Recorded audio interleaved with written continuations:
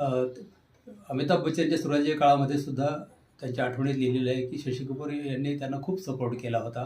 त्यामुळे त्यांच्याबद्दल एक छान सॉफ्ट कॉर्नर अमिताभ बच्चन यांच्याबद्दल शशी कपूर यांना होता आणि अमिताभ बच्चनजीने शशी कपूरजी यांच्याबद्दलचे नेहमीच त्यांच्याबद्दलची वर्तणूक किंवा त्यांच्याबद्दलचा आदर वेळोवेळी प्रकट केलेला आहे.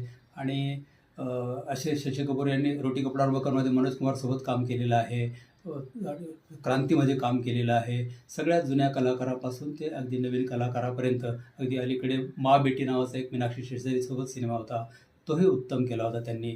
तर असे शशी कपूर हिंदी सिनेसृष्टीचे एक सुंदर स्वप्न पडलेलं जसं, आणि ते आपल्यातून निघून गेलेले 8 वर्ष होऊन गेले. परंतु सिनेमातील त्यांची कारकीर्द, त्यांची गाणी आणि सुलतानासारखं प्यार का मौसममधलं गाणं असेल, हे अशा बहारदार गाणी आजही आपल्या मनामध्ये रुंजी घालतात आणि त्यांचं लोभस व्यक्तिमत्व आजही डोळ्यासमोर आहे.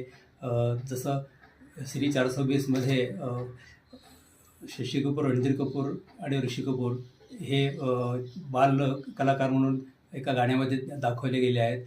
एवढेच लोभस होते. शशी कपूर यांनी त्यांच्या पुतणे रणधीर कपूरबरोबरही काम केलेलं आहे. हिरालाल पन्नालासारखा सिनेमा आहे किंवा ऋषी कपूरबरोबर हे बरेच सिनेमात कामं केली आहेत. कभी कभीसारख्या सिनेमामध्ये अमिताभ बच्चन, वहिदा रहमान यांच्यासोबतही ऋषी कपूर यांच्या वडिलांची भूमिका केलेली आहे.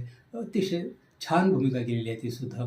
तर असे शशी कपूर आठवणीमध्ये राहतील त्यांच्या रुबाबदार व्यक्तिमत्वामुळे, त्यांच्या सहज सुलभ अभिनयामुळे आणि त्यांच्या एकंदरीत प्रसन्न व्यक्तिमत्वामुळे. तर शशी कपूरजींना मनःपूर्वक श्रद्धांजली अर्पण करतो आणि आपणा सर्वांनाही शशी कपूर यांच्या आठवणी आवडल्या असेल तर नक्कीच मला कॉमेंट्स करा. धन्यवाद.